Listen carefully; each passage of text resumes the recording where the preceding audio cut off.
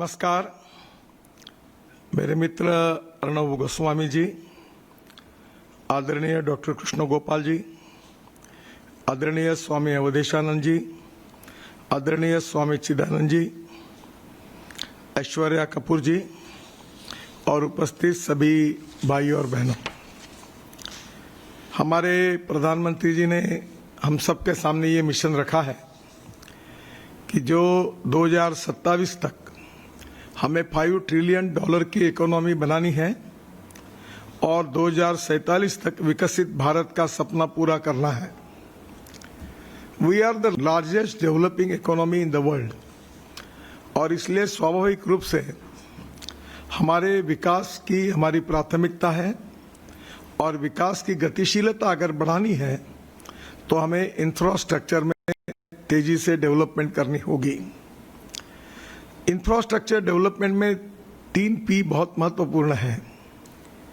लोगों के लिए, पीपल के लिए safe and convenient road infrastructure हमें डेवलप करना है।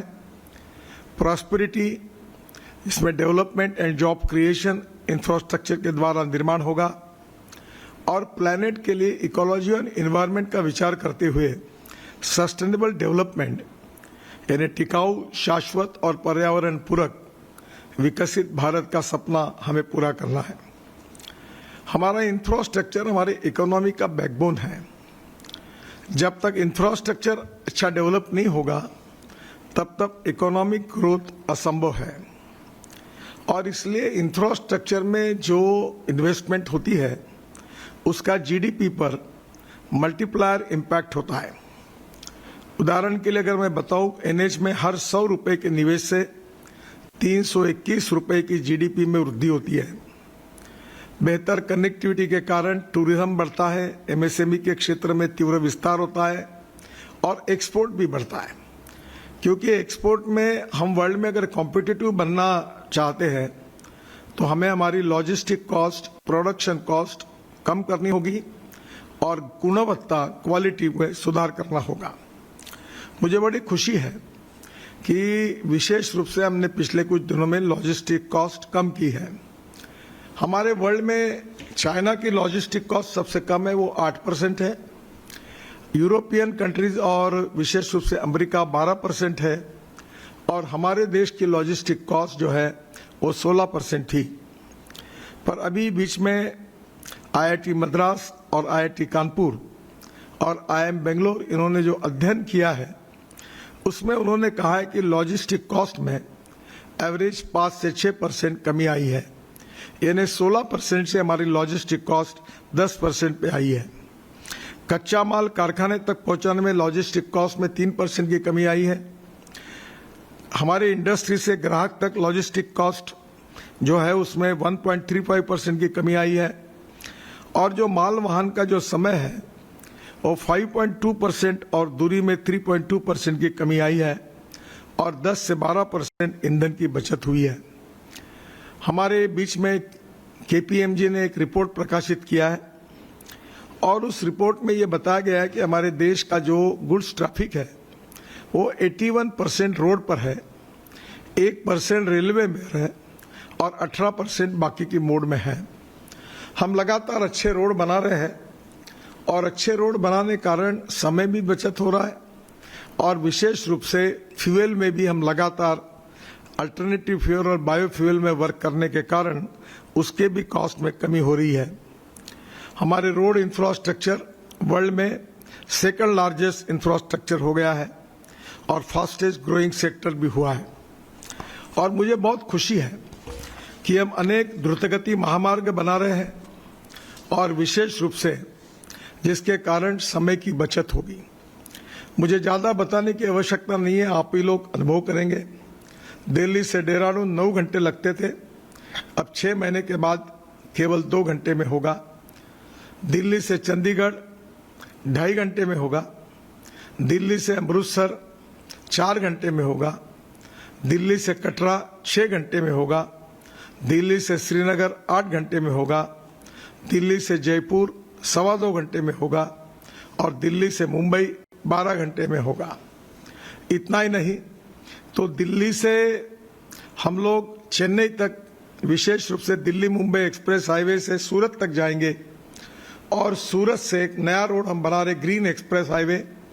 अब दक्षिण में जाने के लिए मुंबई, पूना, सोलापुर, कोल्हापुर जाने की जरूरत नहीं, तो दिल्ली से चेन्नई का डिस्टेंस 320 किलोमीटर कम होगा। सूरत से पलटकर हम नासिक जाएंगे, नासिक से अहमदनगर, अहमदनगर से सोलापुर, सोलापुर से कर्नूल, कर्नूल से कन्याकुमारी, चेन्नई, बेंगलोर, मंगलोर, मद्रास, उसके हैदराबाद, कोचीन, त्रिवेंद्रम, यानी पूरे साउथ की तरफ जाएंगे तो निश्चित रूप से डिस्टेंस भी कम होगा और समय की भी बचत होगी। और हम जो कहते थे कि कश्मीर से कन्याकुमारी, ये सपना पूरा होगा। मैं इसलिए ये कह रहा हूं कि अगर हम लोग हिमाचल प्रदेश के मनाली में जाएंगे तो मनाली से अगर हम लोग जब लद्दाख लेह की तरफ जाते तो पहले रोहतांग पास तक जाने के लिए मनाली से 3.5 घंटे लगते थे। अब अटल टनल बन गई है और उसके रोहतांग पास के बाद हम लोग लद्दाख और लेह तक 8 टनल और रोड बना रहे हैं और लद्दाख लेह के बाद श्रीनगर तक आशिया की सबसे बड़ी टनल झोजिला टनल लगभग 75% काम पूरा हुआ है। और झोजिला टनल के बाद हम लोग आगे विशेष रूप से जो हमारी दूसरी टनल जिसको झेड़मोर कहते थे, अब उसको हम लोग सोनबर्ग टनल कहते हैं, उस टनल से हम श्रीनगर आएंगे और श्रीनगर रिंग रोड को मिलकर हम वहीं से हम लोग जम्मू के तरफ आएंगे तो हम 36 टनल बना रहे हैं, जिसमें से 24 टनल हम बना चुके हैं। और बीच में ये रोड पर आते समय कटरा के पास हम दिल्ली कटरा एक्सप्रेस हाईवे से जुड़कर वाया अमृतसर दिल्ली आएंगे और इस प्रकार से ये मनाली से लेकर कन्याकुमारी तक, यानी कश्मीर से कन्याकुमारी तक वाला ये सपना हमारे देश का पूरा होगा। हमारे राष्ट्रीय महामार्ग भारत को, इंडिया को जोड़ने वाली एक जीवन रेखा है।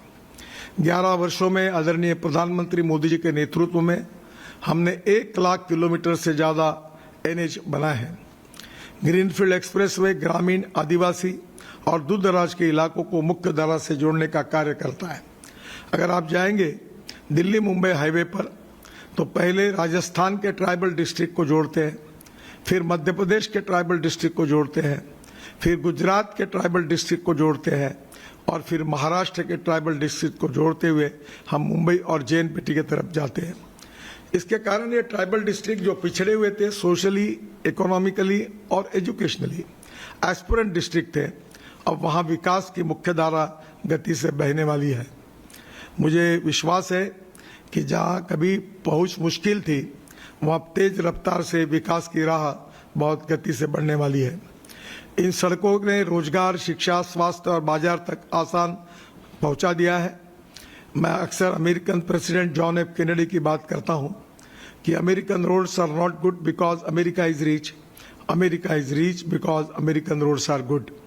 और उसी प्रकार भारत के रोड अच्छे बनेंगे तो भारत में रोजगार निर्माण होंगे, गरीबी भूखमरी दूर होगी, गांव गरीब मजदूर किसान का कल्याण होगा और भारत विश्व गुरु बनेगा। दिल्ली मुंबई की एक्सप्रेसवे सिर्फ सड़क नहीं है, तो ये देश की आदिवासियों से लेकर किसानों को लेकर भारत की मुख्यधारा की अर्थव्यवस्था को जोड़ने वाला सेतु है। हमने बंदरगाह जो है 12 मेजर पोर्ट, 200 माइनर पोर्ट, उनको जोड़ने के लिए विशेष रूप से योजना बनाई है। 4 लेन कंक्रीट के रोड से हम इसको जोड़ रहे हैं, जिसके कारण हमारे पोर्ट की इफिशिएंसी भी बढ़ी है, समय भी बचा है और लॉजिस्टिक कॉस्ट भी कम हुई है और विश्व के बाजार में हम बहुत आसानी से पहुंच जाएंगे। जहां तक धार्मिक पर्यटन की बात है, वो विशेष रूप से मैं कहूंगा कि ये हमने विशेष रूप से बहुत महत्वपूर्ण काम किया है। रिलीजियस टूरिज्म में अभी तक हमने करीब 1.5 से 2 लाख करोड़ रुपए खर्चा किए हैं। बेट द्वारका, ओखा, सुदर्शन सेतु 2.3 किलोमीटर 1000 करोड़ का हम फरवरी 2024 में पूरा किया। महाराष्ट्र में तुकाराम महाराज, ज्ञानेश्वर महाराज, देव, आळंदी, पंढरपुर पालखी मार्ग 365 किलोमीटर करीब 12,500 करोड़ का है, 95% पूरा हुआ है। बुद्ध सर्किट 1600 किलोमीटर 22,000 करोड़ का है, 80% पूरा हुआ है, दिसंबर 2025 तक पूरा हो जाएगा। 4 धाम यात्रा बद्रीनाथ, केदारनाथ, गंगोत्री, यमुनोत्री 825 किलोमीटर ये करीब 12,500 करोड़ का प्रोजेक्ट है, 76% पूरा हुआ है। इतना ही नहीं तो केदारनाथ को जोड़ने के लिए अब रोपवे के कार्य का भी शुभारंभ हुआ है। 5,000 करोड़ का ये रोपवे है। अब आपको देहरादून से हेलीकॉप्टर से जाने की जरूरत नहीं है, तो रोपवे से आप 35 मिनट के अंदर उसमें केदारनाथ पहुंच जाएंगे और कम पैसे में होगा। ये भी यशस्वी रूप से इस प्रोजेक्ट का काम शुरू हुआ है। 4 धाम प्रोजेक्ट के साथ साथ राम वन गमन मार्ग 255 किलोमीटर 12,000 करोड़ का, ये 40% पूरा हुआ है, जून 27 में पूरा होगा। कैलाश मानस सरोवर को पिथौरागढ़ से जोड़ने का हमारा सपना था और ये रोड काफी काम हुआ है, बहुत कठिनाई है, 740 किलोमीटर है। इसकी कीमत करीब 12,000 करोड़ है और करीब 80% काम हमने पूरा किया है। राम जानकी मार्ग 440 किलोमीटर, ये 6,000 करोड़ का है, 17% काम पूरा हुआ है, मई 2027 तक पूरा होगा। विंध्यवासिनी अयोध्या 241 किलोमीटर 8,000 करोड़ का, ये काम जस्ट शुरू हुआ है। अयोध्या 84 कोसी परिक्रमा 235 किलोमीटर 7,500 करोड़ जस्ट शुरू हुआ है। अयोध्या का रिंग रोड 67 किलोमीटर 4,000 करोड़, 5% काम पूरा हुआ है, जनवरी 2028 में पूरा होगा। ब्रज 84 कोसी परिक्रमा 300 किलोमीटर, ये 6,000 करोड़ का डीपीआर स्टेज पर है, मार्च 2028 में हम इसको पूरा करेंगे।